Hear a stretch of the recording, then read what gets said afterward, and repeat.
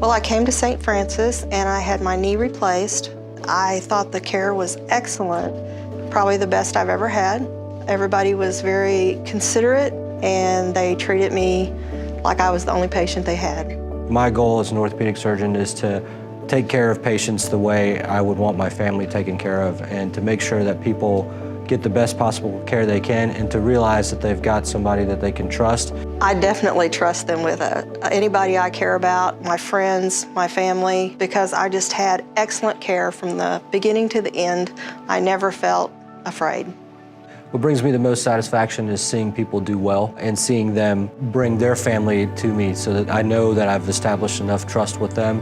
We value taking care of the community that we live in, and our goal is to make sure that you're taken care of physically, emotionally, spiritually. We want to cover all the bases to give you the best chance of getting better.